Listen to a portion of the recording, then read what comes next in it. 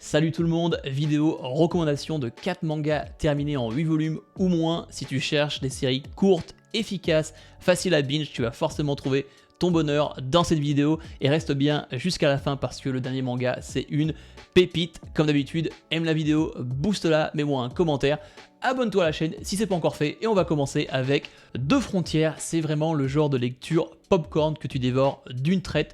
Le concept est simple mais efficace, les pires criminels de la Terre sont notre dernier espoir. Le manga est terminé en seulement 3 tomes donc il ne perd absolument pas de temps. Dès les premières pages, t'es plongé en plein chaos. On va suivre une équipe de criminels au pouvoir presque divin, membres d'un squad appelé La Frontière, chargé d'affronter une gigantesque tornade apocalyptique capable de détruire la Terre.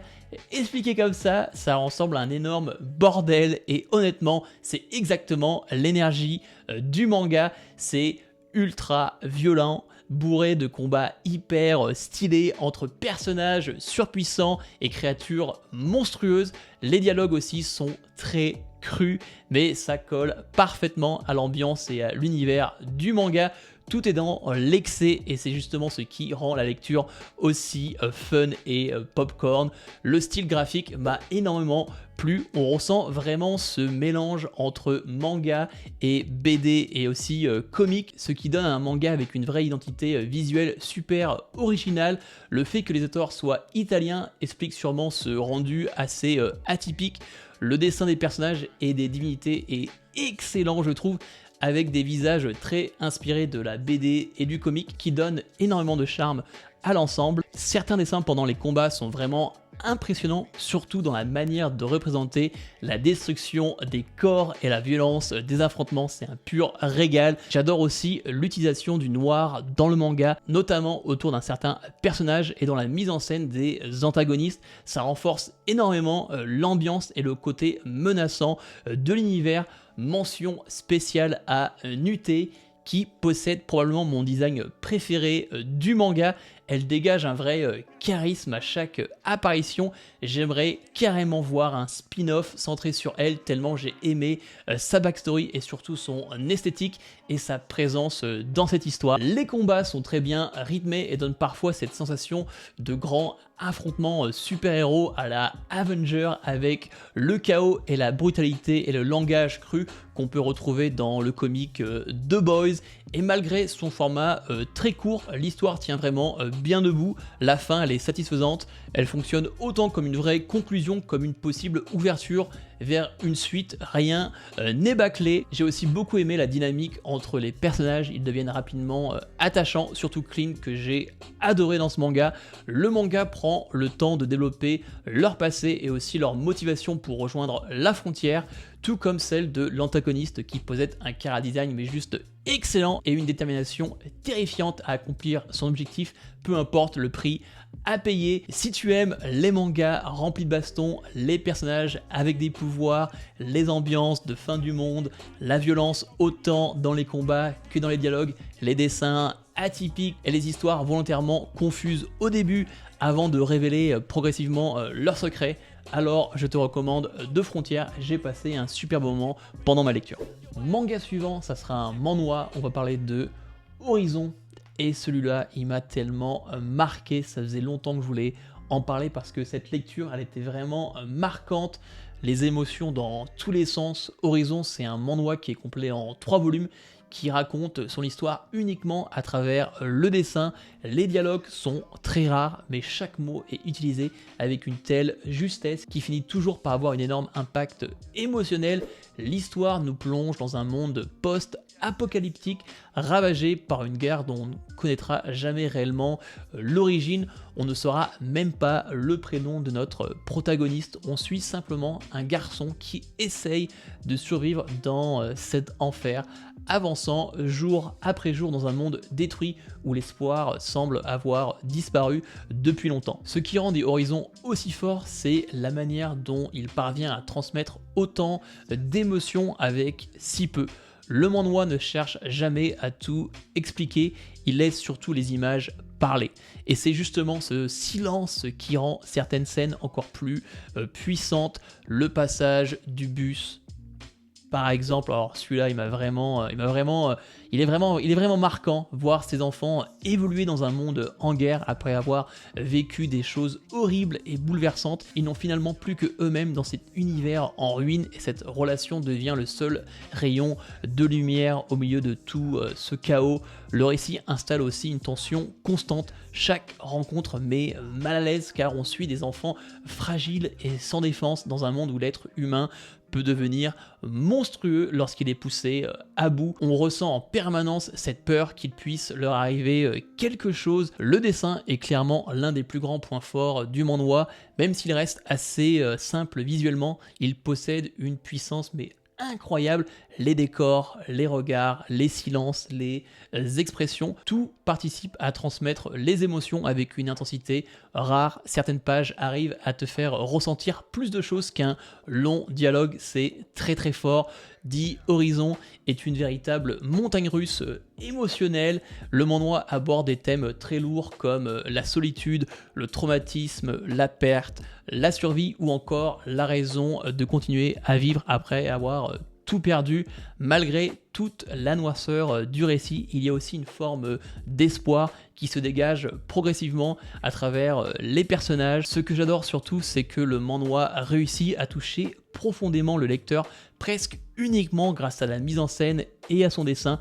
Peu d'autres œuvres arrivent à provoquer autant d'émotions avec si peu de dialogue, et c'est ce qui rend Horizon aussi unique. C'est vraiment une lecture à part. Si tu cherches un manhwa court, rapide à lire, mais extrêmement marquant émotionnellement, avec une narration principalement visuelle et une histoire qui reste longtemps en tête après l'avoir terminé, alors je te recommande vraiment The Horizon.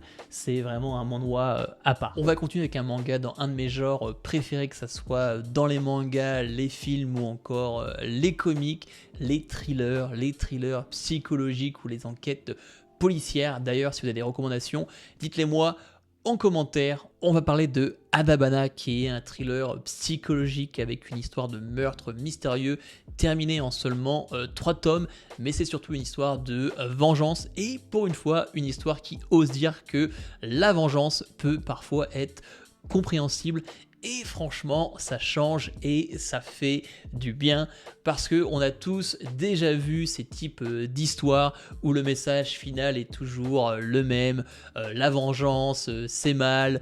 Un œil pour un œil rend le monde aveugle. Sauf que la vraie vie n'est pas toujours aussi simple, et ce manga le comprend parfaitement. Ce qui rend Adabana aussi efficace, ce n'est pas seulement son mystère ou ses moments choquants, c'est surtout la manière dont il construit progressivement la descente psychologique de ses personnages. On suit Mizuki et Mako, deux lycéennes qui essayent simplement de survivre à des vies profondément injuste. Le manga montre comment elles tentent de se protéger mutuellement dans un monde où les adultes échouent constamment à les comprendre ou à les aider. Et dès le premier chapitre, le ton est donné, le mystère autour du meurtre attire immédiatement l'attention avec une énorme tension psychologique, mais l'histoire ne repose pas uniquement sur ces twists. Le vrai point fort, c'est l'évolution émotionnelle des personnages.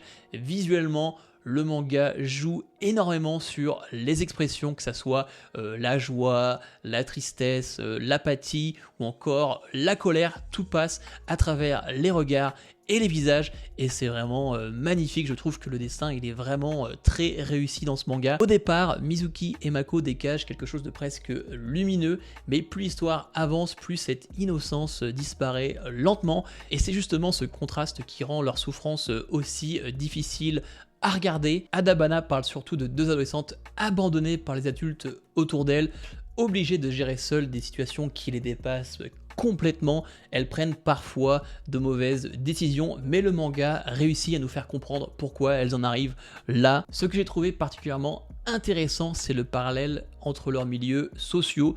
Mizuki vient d'une famille riche et prestigieuse, écrasée par les attentes qu'on impose à son avenir, À l'inverse, Mako vient d'un environnement beaucoup plus précaire, de réalités qui sont totalement différentes, mais au final c'est la même souffrance. Le manga montre très bien que peu importe le statut social, les jeunes peuvent être détruits de la même manière par leur environnement familial et par la pression de la société. Et évidemment, il y a le thème principal, la vengeance, là où beaucoup d'œuvres présentent des personnages capables de tourner la page. Adabana montre des adolescentes complètement perdues, sans réel soutien émotionnel ni perspective d'avenir. Du coup, la vengeance devient moins une question de morale qu'une question de survie psychologique. Et c'est là que le manga réussit quelque chose que beaucoup d'autres histoires ratent. Il rend la vengeance crédible. Elle n'est pas héroïque, pas glorifiée, mais humaine. Le manga montre surtout ce qui peut arriver quand des personnes brisées n'ont plus confiance ni dans les adultes, ni dans la justice ou encore dans leur futur. Et honnêtement, vu ce qu'elles ont traversé, difficile de ne pas comprendre leur colère. L'un des défauts du manga reste ces antagonistes qui sont parfois un peu trop caricaturaux ou volontairement monstrueux pour renforcer le propos de l'histoire. Certaines révélations sont aussi un peu trop excessives et auraient peut-être gagné à être amenées avec plus de subtilité. Mais malgré ça, l'histoire fonctionne très bien parce que le cœur du récit reste toujours la relation entre Mizuki et Mako. Leur dynamique est ce qui rend le manga aussi prenant émotionnellement. Les rares moments de calme ou de bonheur qu'elle partage deviennent presque précieux au milieu de toute cette noirceur, et c'est justement ce qui rend la tragédie aussi efficace. Adabana est une œuvre lourde, parfois très difficile émotionnellement, avec une ambiance qui peut rappeler Bonne Nuit Poun Poun par moment pour ce côté un peu dépressif. Mais malgré quelques défauts, le manga réussit parfaitement ce qu'il voulait raconter, la perte de l'innocence, l'échec des adultes et la manière dont la souffrance peut pousser certaines personnes vers des choix extrêmes. C'est court, intense, parfois exagéré, mais extrêmement marquant. Et surtout, c'est une histoire qui ose poser une question que d'autres œuvres évitent. Que faire quand la justice ne semble plus capable de sauver quelqu'un ? Adabana, voilà, c'était vraiment une lecture thriller que j'ai beaucoup aimé. J'adore ce style de manga. Si tu as d'autres recommandations pour des thrillers enquête policière, n'hésite pas à les mettre en commentaire. On va terminer cette vidéo avec un manga que j'ai adoré. C'est sûrement ma meilleure lecture de 2026, tellement c'était incroyable de A à Z. Le mangaka, il est trop fort, il a fait 2 mangas, les 2 ont le droit à un anime et les 2 sont juste incroyables. On va parler du Mouvement de la Terre. Si tu avais juste un manga à acheter et à lire après cette vidéo, et bah franchement des 4, ça serait celui-là parce que du Mouvement de la Terre, c'est juste incroyable. Si tu lis du Mouvement de la Terre, tu te rends compte dès la lecture du premier tome que c'est un manga à part, c'est un manga historique, un genre encore assez sous-estimé dans le médium, mais le réduire à ça enlèverait une grande partie de son charme, même s'il se déroule dans la Pologne du XVe siècle et traite d'une découverte aujourd'hui évidente. Son thème central est universel et intemporel. Dès le début, le manga pose les bases, une autorité qui contrôle la circulation du savoir et des individus prêts à tout risquer pour faire émerger la vérité. Cette vérité, c'est que la Terre tourne autour du Soleil et elle n'est pas le centre de l'univers. Toute l'œuvre adopte un ton anti-établissement et montrant le prix à payer pour défendre une idée aussi révolutionnaire. Ce manga est vraiment imprévisible, tu entres immédiatement dans l'histoire et tu n'es pas prêt pour les premiers twists. L'intrigue commence avec Rafale, un élève prodige qui rencontre un ancien hérétique confié à son père adoptif. De lui, il hérite de la théorie du mouvement de la Terre. D'abord sceptique, il finit par être fasciné, mais Rafale n'est pas le seul protagoniste. Ici, ce n'est pas une seule personne qui change le monde, ce sont plusieurs individus qui, chacun à leur manière, contribuent à faire avancer cette théorie. On pourrait même dire que la véritable héroïne de cette histoire, c'est la théorie elle-même. L'histoire est profondément rebelle avec des enjeux extrêmement élevés. Dès le départ, le manga montre sans détour les conséquences de l'opposition à l'église, être accusé d'hérésie, être torturé, forcé d'abjurer, voire brûlé vif en cas de récidive. Cela pose immédiatement le ton et rappelle à quel point cette quête de vérité est dangereuse. Et pourtant une question revient.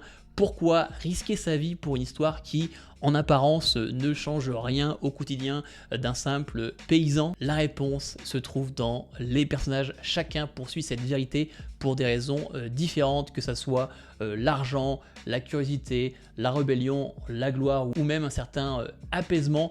Mais tous ces personnages partagent une même soif, celle de voir la vérité éclater au grand jour. Le manga insiste sur une idée forte. Peu importe les obstacles, l'humanité cherchera toujours à comprendre le monde qui l'entoure. Cela donne des héros parfois imprudents mais profondément humains. Les personnages sont d'ailleurs une énorme force du manga. Ils sont extrêmement bien écrits avec des convictions qui sont forgées par leur expérience et leur environnement.